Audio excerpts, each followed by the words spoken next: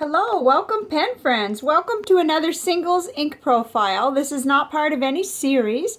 This is just an ink that I've had for quite a while that pen friend Mike sent a sample. And this is Akkerman number 11 turquoise. And it has another word there too. The only other Akkerman ink that I have is the SBRE brown ink that is bottled in an Akkerman bottle. So later in the video I'll show you that bottle. But this is just a beautiful turquoise, and I've been having fun with it. So let's get started. Let's put it into the bath test. I like to try to do that in the beginning, give it time to work. And then I'll give you a little report on Monteverde Copper Noir. As you can see, you can still read what was there, but it's only in gray, and that was a kind of an orangish, brownish, reddish ink. So it's fairly typical, but yet you can still read what was underneath. And I would give it an A on the clean out. It did perfectly well when I cleaned it out of my pens. And somehow I ended up with 2 tests, and they both came out the same, so pretty much the same. Okay, so we'll let that work its magic, and we'll start in the Rhodia Gold book. And I have tabbed several other turquoise inks too, so I think we can get a look at more than one today, and that might be helpful to you. Okay, so here it is. Right off the bat, I loved how it did on the Tomoe River little sample, and that's just a piece of paper taped into the ink journal there, as I usually do. So I noticed this was available more than one place, but I jotted down Venice 1938.com because they had a 4 ml sample for $3. I always recommend a sample. And then they had the 60 ml bottle for $28. And I jotted down that it has the marble neck bottle. I'll be able to show you that because I have one similar. And then I did a little drawing before I really clued in that I could just show you my SBRE brown bottle there. That's an Akkerman bottle. So here it is in the broad nib. And then we drop down into the fine nib. And I really like it, you know. It's just a beautiful, pretty ink, and it shades really nicely, and it flows nicely. It's just really nice. So here, I did notice that it just went right up the chromatography strip very quickly, and that's the result, which I was a little bit surprised at that. I'm not sure why. Okay. There, I have a little bit of technical difficulty with my cat today. He's not sure if he wants to be in or out. Now, here where you see the ink where I painted it on, I was using one of these little water brush paints, so it did water it down. So that is not really the color of the full saturation color of the ink down here. So let's go back and let's see a couple other that I have profiled. One that comes to mind right away is Pelican Turquoise. So, and we'll get a better comparison on that one. So here's the Pelican Turquoise. We just did this, 4001 Turquoise. And that is a little more saturated. It's a little bit, it appears to me to be a little darker. And we'll see it face to face because I cut out another sample too. So there's that one. And then, okay, there's another one. There is... Oh yes, there's Pelican Edelstein Topaz, which was also really beautiful. And that appears to be a little bit more saturated. But so this is just a little more subtle. And you know, you can see those reviews. They're out there on my channel. Okay, then we're going to get a little bit out of the league because here's J. Arbonne Blue Callan Q. Now, that is leaning a lot more toward what I would call blue-green, but not quite, but if we do a quick flip, here's our Akkerman Turquoise, and then we go to that, and you see what happens? It's very beautiful. It certainly is, and I really loved it. Now, let's go back to my very favorite ink. My very favorite ink in this category, and truly maybe my very favorite, is Diamine Aqua Lagoon. And it's just not quite as pure blue as the Akkerman Turquoise is. You know, you're talking blue. And here, it just kind of, oh boy, it's hard to show this, how it looks to my eye. That is frustrating. But Diamine Aqua Lagoon, we'll see them side by side, and that may help more. It's just much more blue-green in a way. Still staying quite blue. Okay, I'm not sure if that was helpful. We'll think about that. But okay, here's a little notebooks. We're starting with 4 notebooks. This is the Moraman notebook. And we have, here it is, very pretty. This one just kind of shows the ink really nicely, I think. You know, it's that really smooth paper. Here it is in the broad nib and at the fine nib. It didn't go through at all, not even where I painted it in. So that was, I thought that was very pleasing. You got shading, you got pretty much shading everywhere. And then, over in the CVS Caliber Memo Notebook. Very nice. Definitely holds up perfectly well in the broad nib. And I remember it flowing well and writing well in the fine nib, but it is, as usual, just a little bit lighter in here. Let's see.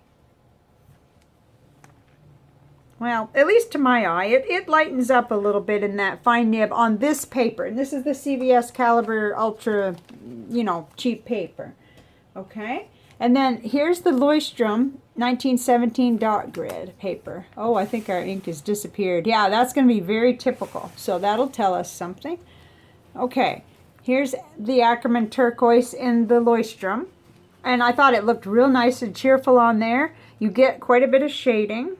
I think you may, the sun is coming in and out. It's like as if I'm flickering a light. That's crazy. Here's the broad nib and the fine nib. Not as crazy about how it looks painted in, but that's not what I do anyway in my bullet journal. It just bled through just a little bit. Okay. But I was impressed with the shading on this ink. That'll be something I won't forget. Okay. Here is Live Notes by Pen Gallery with 68 GSM Tomoe River paper. Oh dear, I think we're going to have an appearance of a cat. I'm not sure. He likes to get in the water and everything, so... Okay, here it is. Lots of shading. It looked really nice on here in the broad nib and in the fine nib. Very, very good. Let's turn that over. I can't remember. Okay, it didn't bleed through. That's a smudge from some other color, so it didn't bleed through at all. So that was nice. Not quite as drastic of a... Okay, here's the 52 gram Tomoe River paper. Disregard this for now. The second one is the Pelican. So we're looking up here at the Akkerman Turquoise. And you see how it seems to give a little more detail and shading on this thinner paper. So I just wanted you to see that side by side. You know, where you paint it on, you get, and that's coming out a lot. And it does bleed through. So this one didn't. Really, so yeah, it didn't at all. So that's something to consider. Okay, so I think we can now move on to this one. You know, this being Tomoe River 52 gram. And the reason I've got them both together is I really wanted you to see these two together because I think you can tell that, let me just put that. Pelican Turquoise is darker. You know, not by a whole lot. And here's the Akkerman Turquoise that we're doing today. So, you know, that may make a difference to you. Like if it was between these two, if you want just slightly more subtle, because they're both really high quality inks and they flow well and they look nice and there's shading in both of them. Willie, you need to stay in. I asked you if you wanted to go out. Okay. He's got a litter box in here, but he's a little bit unsure of what he wants to do today. So we could have some antics here any minute. I'm not sure. Okay, so next paper is, just a minute, Willie, Clairefontaine 90 gram French ruled. And here's the Akkerman Turquoise right here in the broad nib and the fine nib. No problems at all, and I thought it looked really nice. And certainly the flow was good. The shading is still really good showing up. And no bleed through, of course, on this tough paper. This paper is so good that, you know, only seldom do I get a little bleed through, so I'm able to really use both sides, which is nice.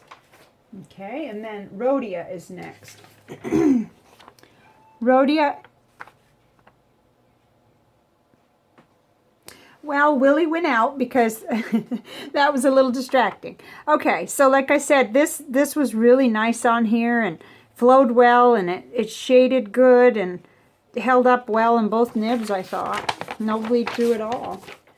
Of course, that's good paper. That's Rhodia. So here is Georgia Pacific 20-pound copy paper.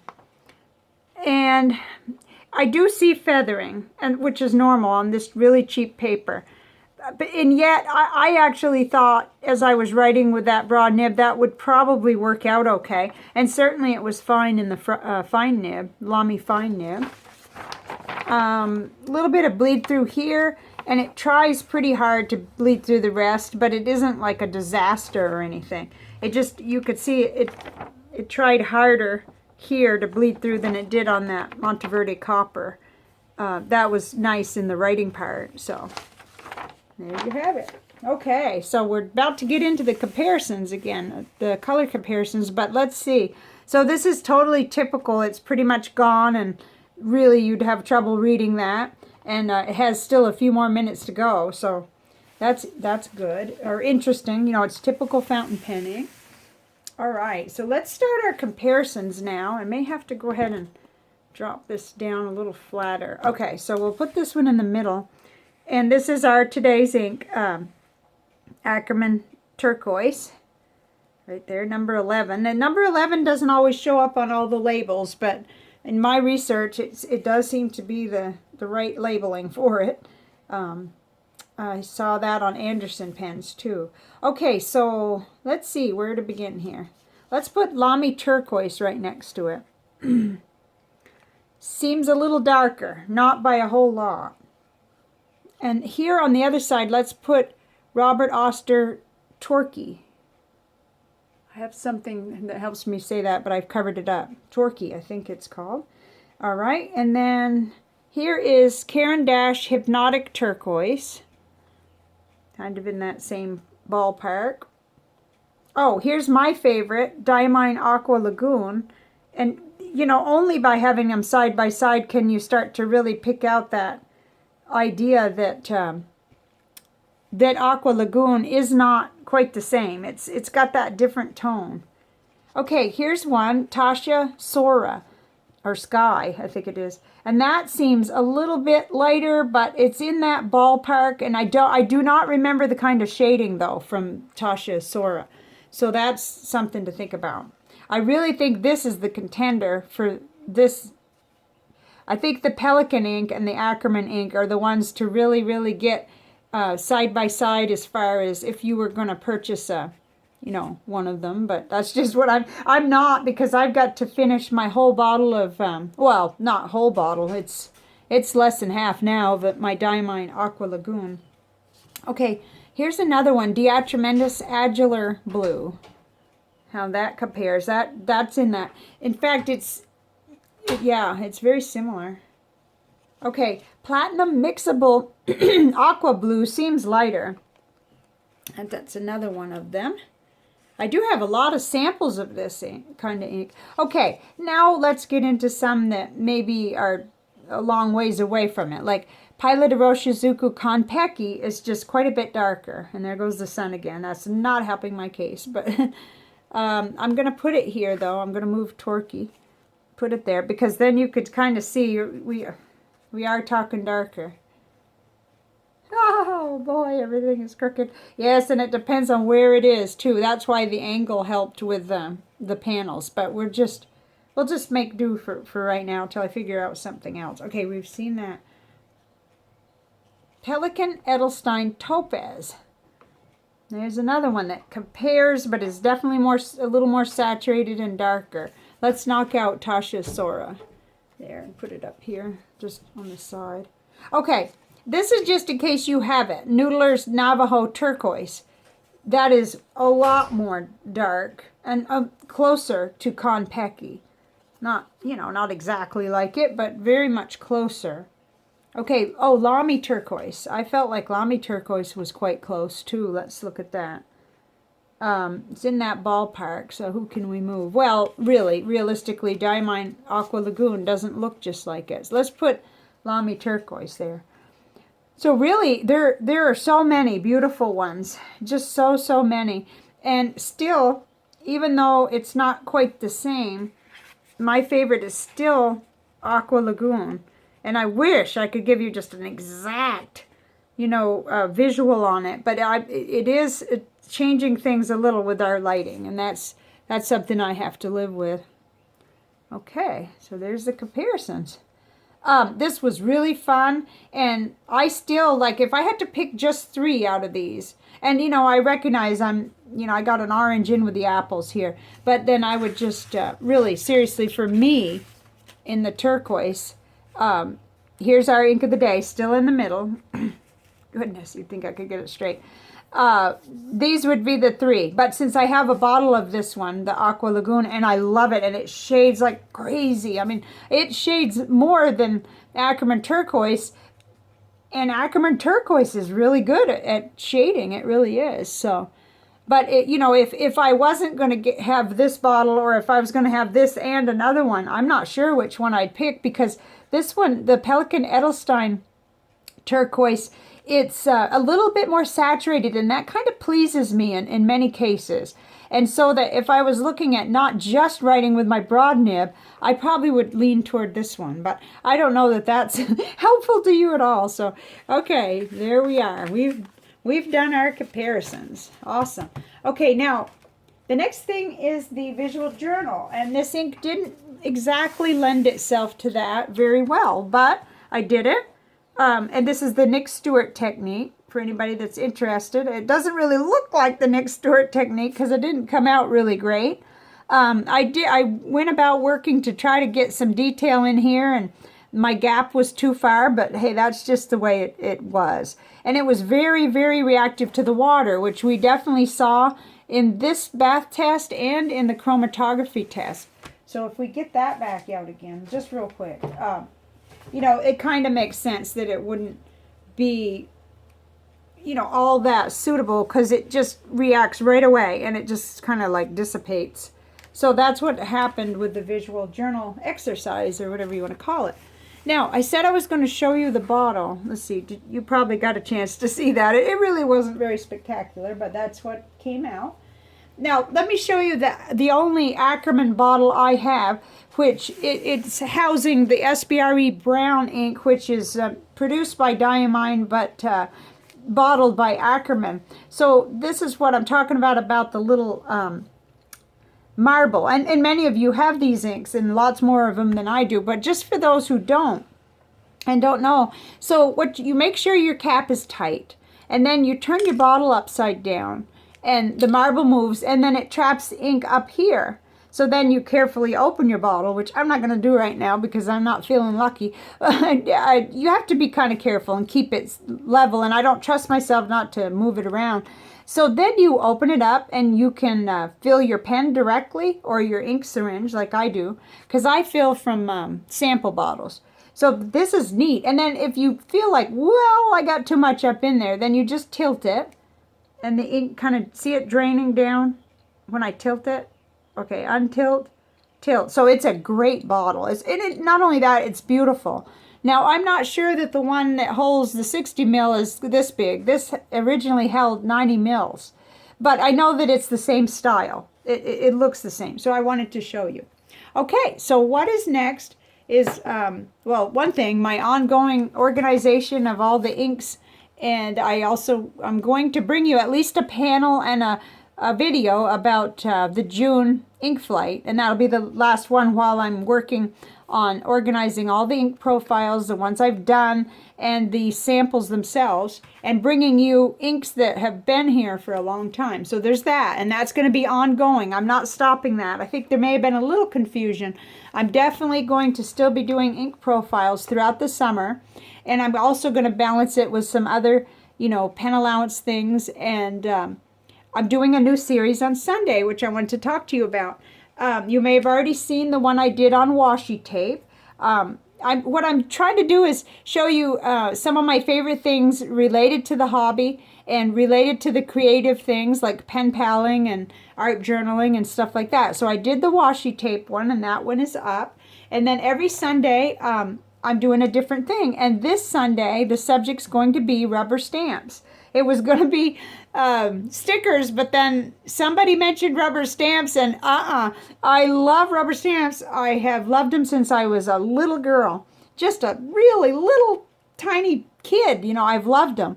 And that's what I want to talk about this Sunday, so that's what you can expect. So, what did you think of this ink? I really like it. It's bright, it's cheerful. It's difficult to capture on camera sometimes, but actually that looks pretty accurate there.